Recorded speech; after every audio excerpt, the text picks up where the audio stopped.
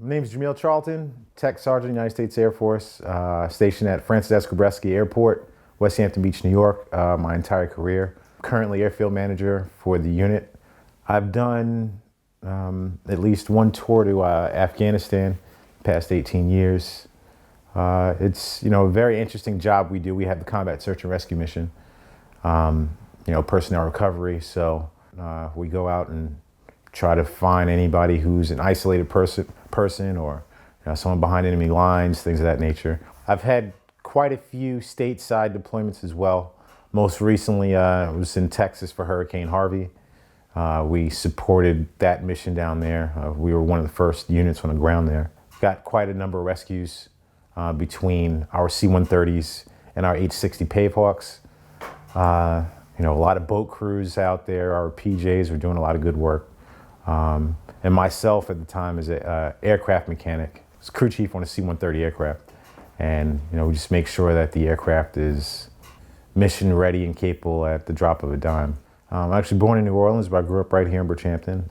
I went to Bridgehampton High School until my sophomore year, and I went away to New York Military Academy for my last 3. Great experience. Point anybody in that direction.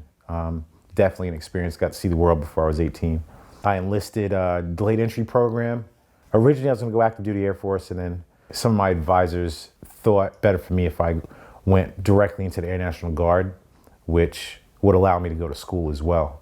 My main goal at the time was to get a commission.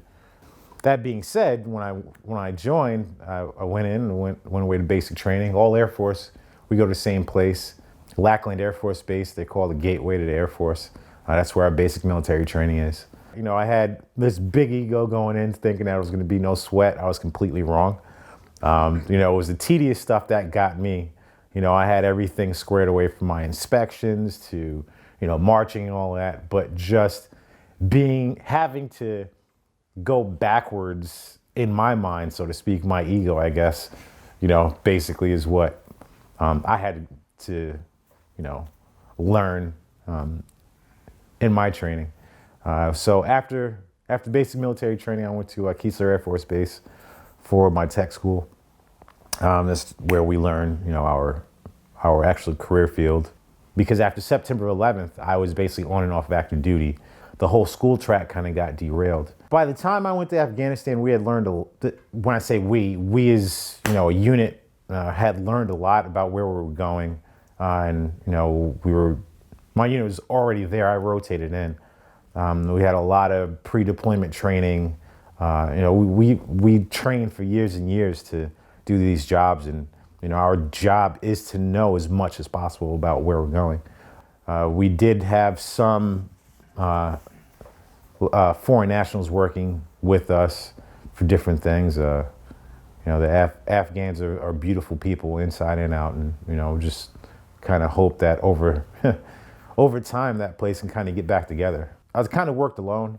As far as in my section, we had the rescue mission, so I had to make sure that all of our supplies were squared away, make sure that the aircraft were mission capable. We went with a few helicopters, and we were there in conjunction with pretty much every NATO nation. So I had personal connections with other units and our Army, Marines, everyone, just kind of make sure that I could get whatever parts needed for our maintainers to get those aircraft in the air. So I'd wake up, jump in the shower, get my boots on, go to work. Pretty much normally work about 12 to 15 hours, depending on what was going on. If there was, we were on alert for most of the time. If there was a mission that came up, I'd go out and help launch the aircraft. In my downtime, I was turning wrenches with the crew chiefs. Just because, if I didn't have something to do, I had to make myself busy to support the mission. Where our work center was set up was right on the flight line, so that we have direct access to the aircraft. There was an Army unit, guys we'd see every day. We smoke cigars together, drink St. Pauli girls, non-alcoholic beers, and when the meat came through, we might barbecue together or whatever. One day they'd go out on a mission and they didn't come back, and that was hard, because they're there 1 minute and then next minute they're gone. Actually, the side of the Chinook was struck by an RPG. They were doing something in the mountains, and just that quick they were gone. So that takes a little getting used to. I have personal experiences with family members who came home with injuries, mental injuries. But it's different when it's right there, right then, and it's so sudden. So we were there for the most part to help as far as my unit goes, 106 Rescue Wing. I mean, we picked up a lot of children who were injured. There were times where the crews would be out and there'd be an accident on some deserted highway in the middle of Afghanistan. They'd go and pick up some guys or a woman or a child, and they'd bring them back to get some medical attention. So being on that side of the situation kind of fits into who I am morally, I think. Being able to do more good than anything. When I redeployed, when I came home, I actually didn't want to come back. I tried to actually stay an extra 3 or 4 months to go on with another unit, but it just didn't work out. At the time I was single and really didn't have a family to really worry about, so it was all about me. When I came home, it's a little bit of an adjustment. I mean, I wasn't gone for years and years, so it wasn't that big of a deal, but just knowing that there were still more things going on that I felt I wanted to be a part of, that was a little hard.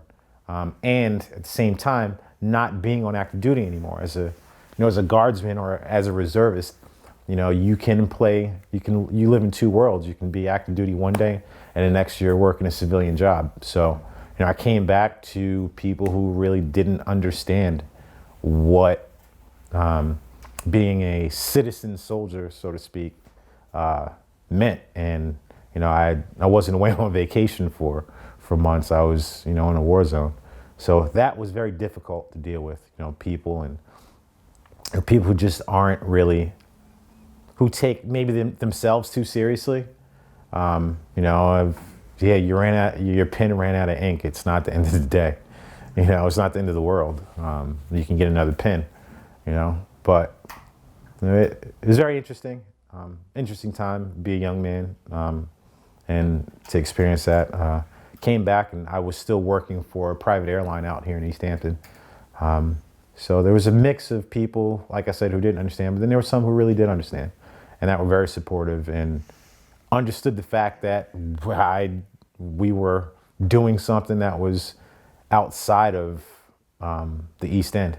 But after my deployment to Afghanistan, I definitely kind of hit reset. I wound up, getting married to one of my best friends. And, we're still together now, and we have 3 kids together. And in that amount of time, I realized that I hadn't done what exactly I wanted to do. So I went back to school, used my VA benefits while still serving, and got my degree in aviation management. I'm full-time now in my unit, and I wear the uniform every day. Do you have any injuries occurring with time? Hearing. I mean, it's a mix of being young and stupid and just working around aircraft for 18 years. I've had to go to the VA prior to, when they redid the post 9/11 GI Bill. And I think actually when I returned from Afghanistan, I had an issue with I had an ankle issue that kind of stemmed from that. And, my personal experiences were not horrible at all. I really feel that, they are trying to change things and do more of actually taking care of people who need it. And then there's an organization I'm in on the outside, and we go to the VA hospital occasionally, help the vets and, just kind of take care of them as much as, anyone can. I think as a country we need to be doing more, but this is where we are, and we just hope that over time people start to understand. You know, it's our obligations as citizens to take care of our people. My advice, and I actually just gave this advice to someone as recent as last night. My uncle, who's a vet as well, he gave this advice to me years ago.